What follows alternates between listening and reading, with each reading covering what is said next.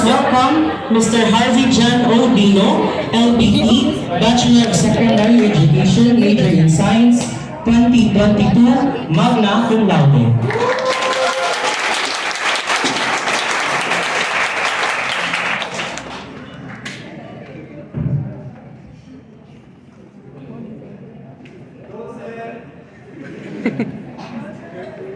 Thank you for that introduction.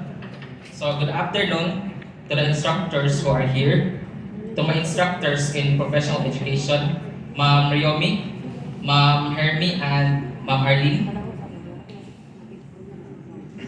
and to all the future teachers, student teachers who are here, good afternoon. I'm deeply honored and to be invited as a speaker for today and to celebrate together with you as you will be recognized and awarded as Dean's Listers. At first, when Ma'am Dean, Ma'am Arlene messaged me to be your guest speaker for this event, there was a question in my mind. Why me? Ano ako man? Because as you all know, I'm a newbie in this career, in this profession in which being a teacher. Yet, I accepted it. For I know that I have a story to tell in which you can relate and hoping you'll be inspired from it. Because hindi naman nagkakalayo ang edad natin, experience natin, because I was also a K-12 graduate, first batch, in which lahat tayo ay dumaan. From kindergarten, elementary, junior high school, and to senior high school. I will share 3 points in my life. My life when I was in college, here in the teacher education program. How did I land a teaching job just after I graduated in college? And my journey in taking and passing the licensure examination for teachers. Not so long ago, I was in your seat. I was also an ordinary teacher education student. Just like you, napagdaanan ko na rin ang late night sleep because of school works, teaching demonstration, preparations, lesson planning, exams, among others.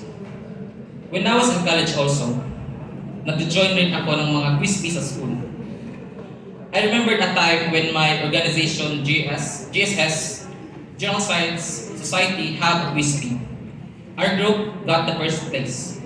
From that, my classmates saw my potential when it comes to quiz bee. And I remember that the officers contacted me to represent the GSS organization in the LCO quiz bee. And I'm blessed na nag-second place po ang GSS during that time. The next year, I think I was fourth year, the SSG officers of the TEP wanted me to represent the program in the quiz bee during the university days. I accepted it and nag-place ko ang TEP again during that time. Although I'm happy with my academics, hindi talaga mawawala yung time na sometimes we can encounter problems. I was fourth year during that time. My father got hospitalized because of heart attack. My father is the breadwinner in the family. My mother is a housewife at may sakit na po ang mama ko, kaya hindi na po siya makapagtrabaho o makapaghanap ng trabaho. When my father got hospitalized, that was year 2021, in the height of the pandemic, I am the only one na pwede magbantay sa papa ko. I remembered 1 week kami nasa hospital at pinagsabay ko po ang paggawa ng school activities at pagbabantay sa papa ko. After a month, one of the darkest moments in my life have happened. That was December 2021. My father died due to heart failure. I don't know what to do. I was thinking to stop my schooling in the last semester of my college. For the reason that, how can I survive in school if I'm barely surviving day by day because my father the only breadwinner in the family, has lost. Again, I'm a fourth year student at that time, and we have our teaching internship during fourth year, right? So it's a bit hectic, slightly magastos because we need to prepare for the instructional materials, and since it was pandemic, I need to have an internet connection. But hindi ako sumuko. I take the role of being the breadwinner of the family. Naghanap ako ng trabaho in my last semester in college. Naging bagger po ako sa mall, and sa weekends naman, nag-tutor po ako. At doon po ako kumikita ng pera para masurvive ko po ang college at pang-araw-araw namin. Fast forward, natapos ko po ang lahat ng academic requirements ng fourth year ako. Lahat ng teaching takeovers at grand demo natapos ko po. A month before the graduation, I was announced to be graduating with Latin honors. I was glad during that time, but a bit sad because my father was not able to witness me graduate from college. But I know he was proud of me in heaven. Fast forward, just 2 weeks after I graduated in college, that was year 2022, I got an opportunity to apply for a teaching job here in FSU. So I passed my resume, not resume pala, it was curriculum vitae. So demonstration teaching po ako.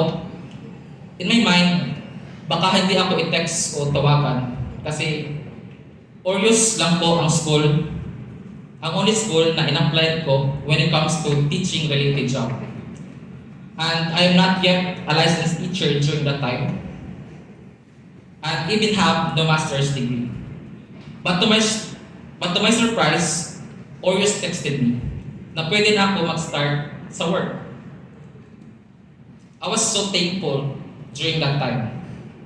So I worked as a full-time college instructor in the present and have a part-time in Morelos Senior High School teaching specialized subject in grade 12 STEM. At pinagsabay ko po ang pagre-review ko sa LET while working. It's a bit difficult na pagsabayin ang review and work. And by God's grace, last year lang po, 2023, I passed the licensure examination for teachers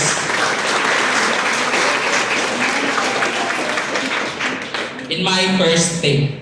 And some says with high board exam rating. From those experiences of mine, I have some realizations. First is that obstacles may come into your life in which you cannot predict. But remember that they are not barriers in achieving your dream. But instead, you can use it as an opportunity for growth and learning.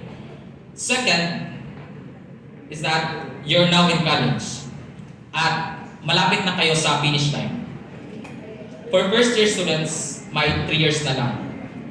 For second year students, you have 2 years. For third year students, may 1 year na lang. And for fourth year students, may 2 months na lang.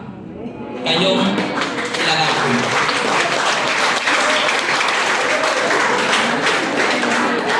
And then, you will reach that finish line, which is graduating. Make smart decisions also. So what is SMART?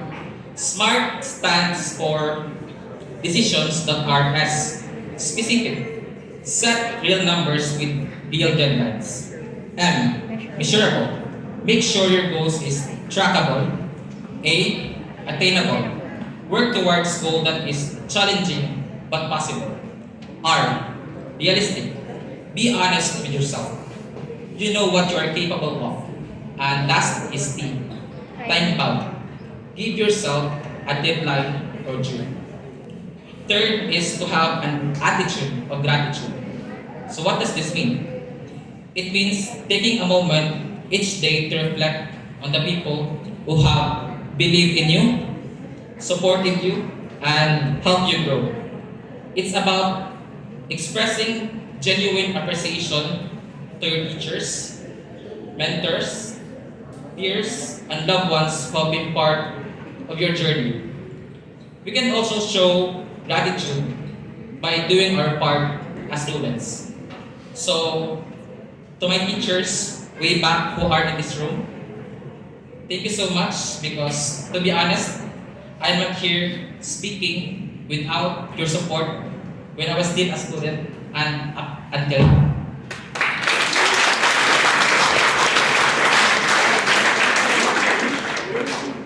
Lastly, I will end this speech with a quote by Nelson Mandela. Education is the most powerful weapon which you can use to change the world. And believe me, when you finish your education, your world will be changed for the better. So to all students who are here, I'm proud of you for coming this far. Congratulations and thank you.